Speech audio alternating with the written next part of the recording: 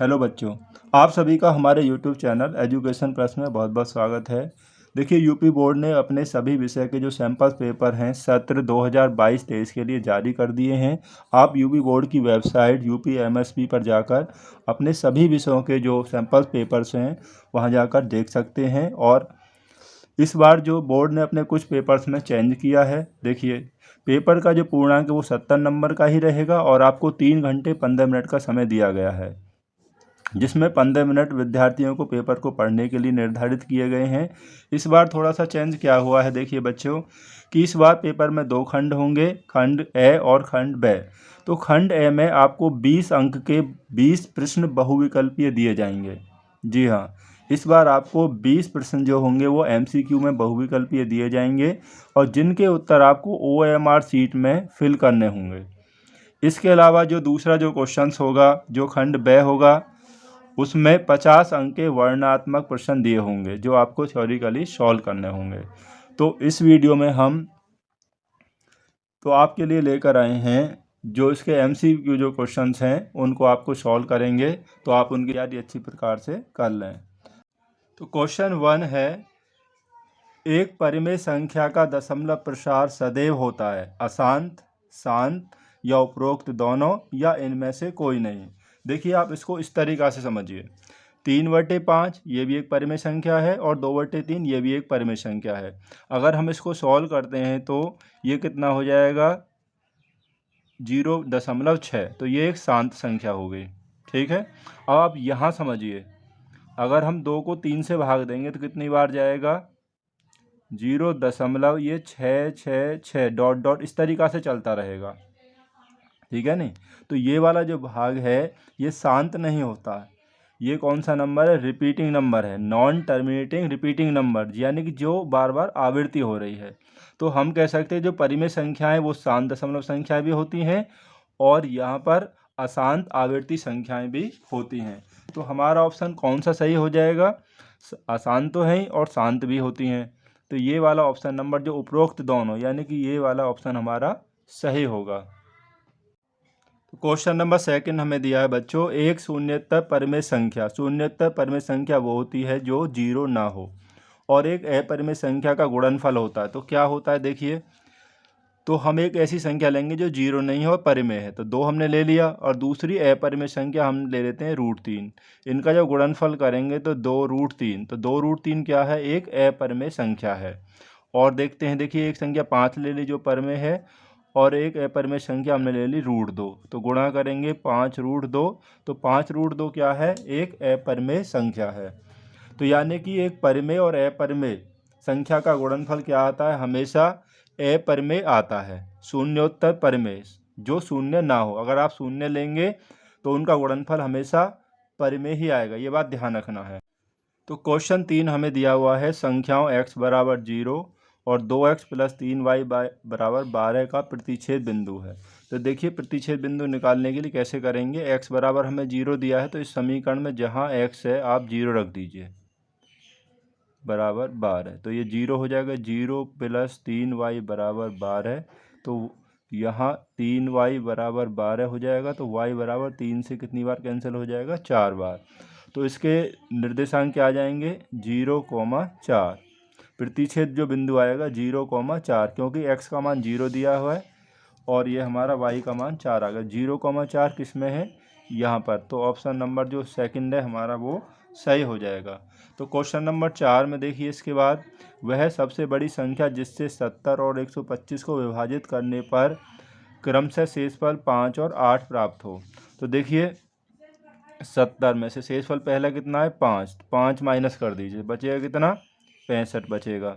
और 125, इसमें से दूसरा शेषफल 8 है, तो 8 माइनस कर दीजिए, कितना होगा, 117। अब 65 और 117 इनका दोनों का में से कितना आएगा, 13 आएगा। 13 से ये दोनों संख्या पूरी पूरी विभाजित होती हैं। यहाँ पूछा ना बड़ी से बड़ी संख्या, तो में से निकालेंगे तो ये 13 आ जाएगा। तो 13 इसमें अब 13 से आप 70 को डिवाइड करेंगे तो 5 शेष बचेगा, 13 पंजे 65 बचे 5, और 13 नंबर 117, और यहाँ भी 8 बच जाएगा। तो ऑप्शन कौन सा सही है हमारा इसमें, यानी कि 13, ऑप्शन फर्स्ट हमारा सही है। क्वेश्चन नंबर 5, समीकरण 2x + ay बराबर 1 और 3x माइनस 5y बराबर 7 का कोई भी हल नहीं होगा यदि a का मान होगा। तो देखिए कोई हल नहीं होगा तो उसके लिए क्या कंडीशन होती है, a1/a2 बराबर b1/b2 बराबर नहीं है c1/c2। तो ये होती है कोई हल नहीं है के लिए। और अनंत हल के लिए क्या होता है कि a1/a2 बराबर b1/b2 और बराबर c1/c2। तो ये होता है अनंत हल के लिए। अगर अद्वितीय हल होता है तो a1/a2 बराबर नहीं है b1/b2। तो आपको कोई सी भी कंडीशन दे सकता है। तो हमें यहाँ पे ये कंडीशन दी है तो a1 हो गया यहाँ पर 2 और a2 कितना हो गया 3, b1 यानी कि a और b2 कितना हमारे पास -5 और c1 और c2 यानी 1 और ये 7। देखिए a1 b1 c1 a2 b2 और c2। अब इसे सॉल्व कर लीजिए, पहले इन दोनों को सॉल्व कर लीजिए क्योंकि हमें a का मान निकालना है इसमें। तो यहाँ करेंगे तो ये हो गया 3a बराबर 5 गुणा 2 -10।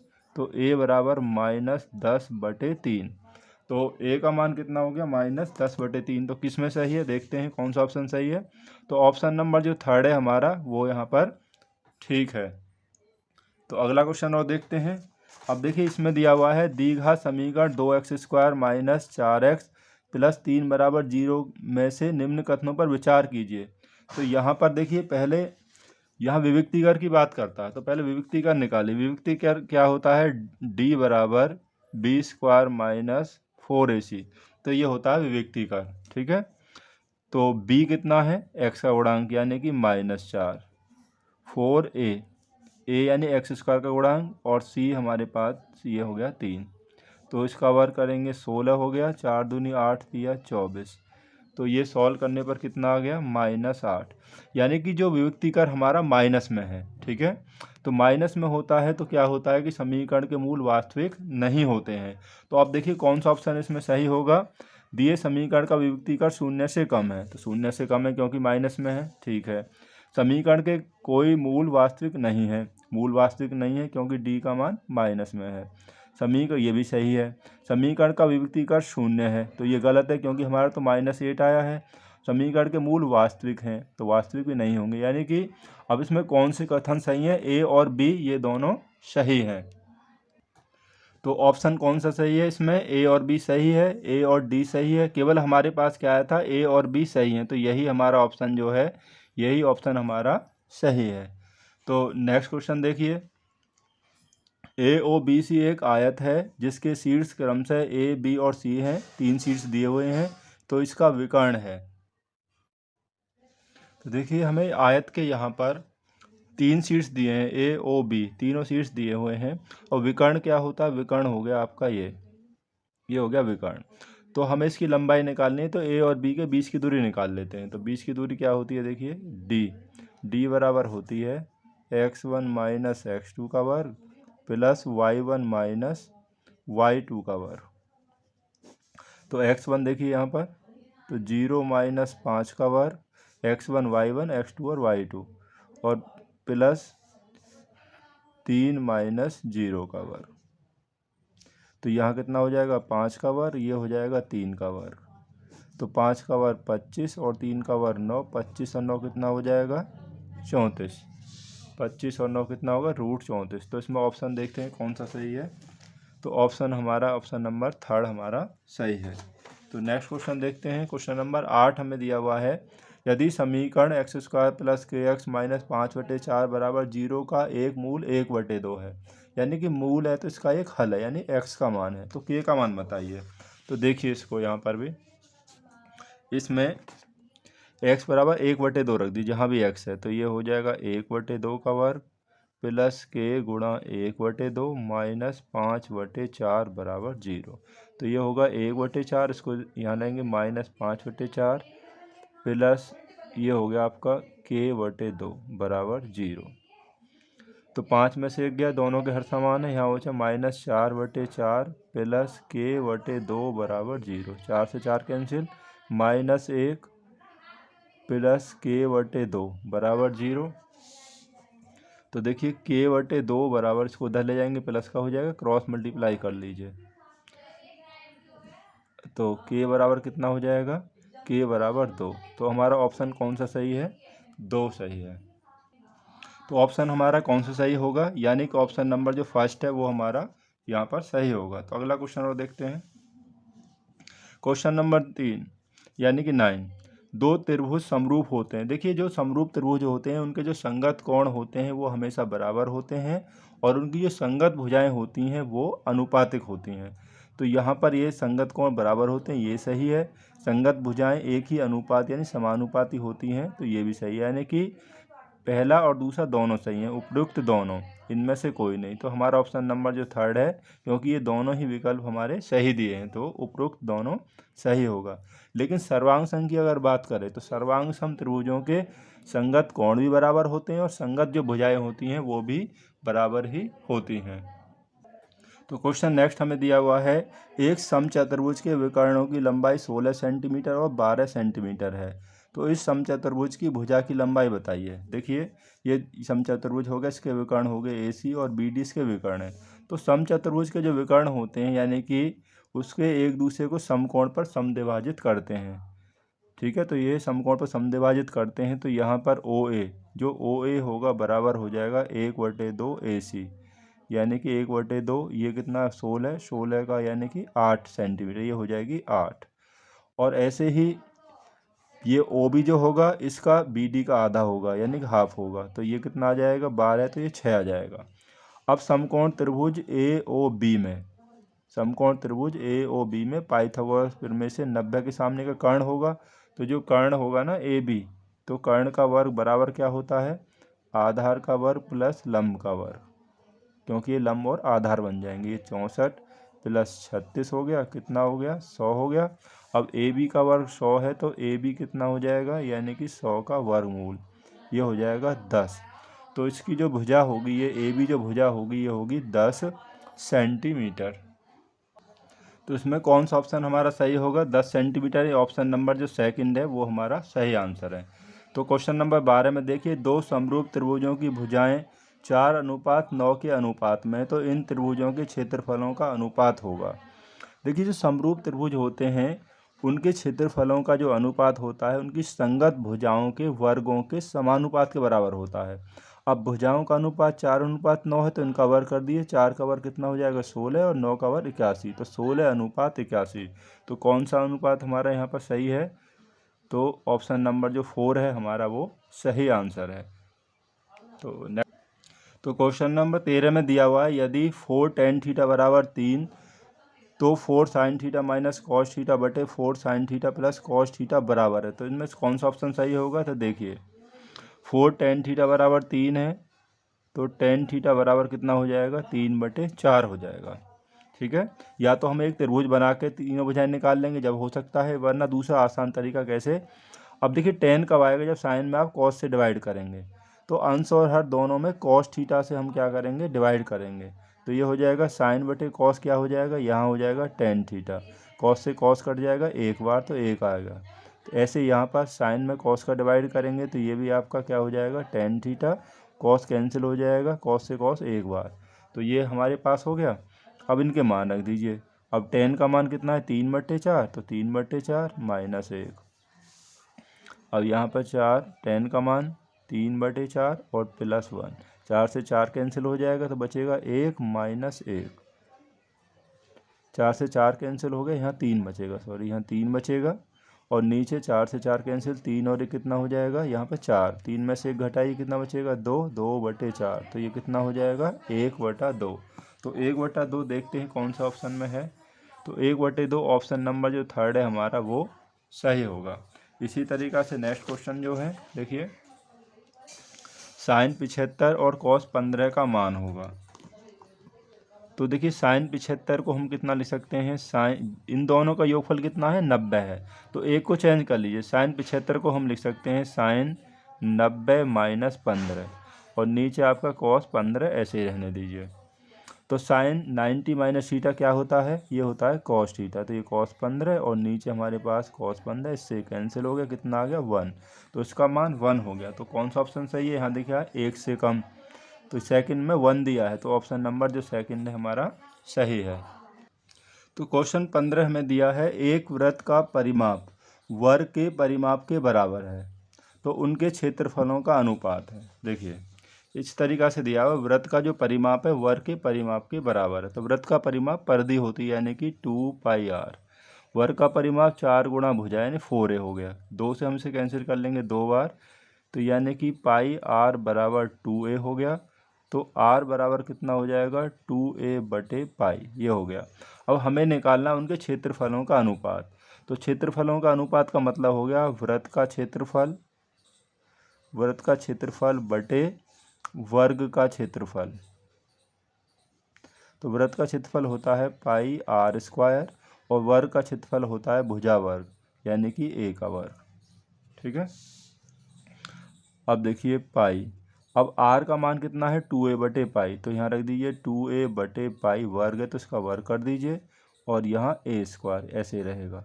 तो पाई इसका अगर हम वर्ग करेंगे तो कितना आएगा, ये हो जाएगा 4a²/π² अब इससे तो a² कैंसिल हो जाएगा, इस पाई से एक पाई कैंसिल हो जाएगी यहाँ पर। तो हमारे पास कितना बचा, तो हमारे पास यहाँ पर बच गया देखिए कितना 4π। तो 4π का मान 22/7, तो 22 नीचे 7 ऊपर पहुँच जाएगा। 2 दूनी 4 और 2 से 11 बार 7 गुणा 2 कितना हो गया 14/11।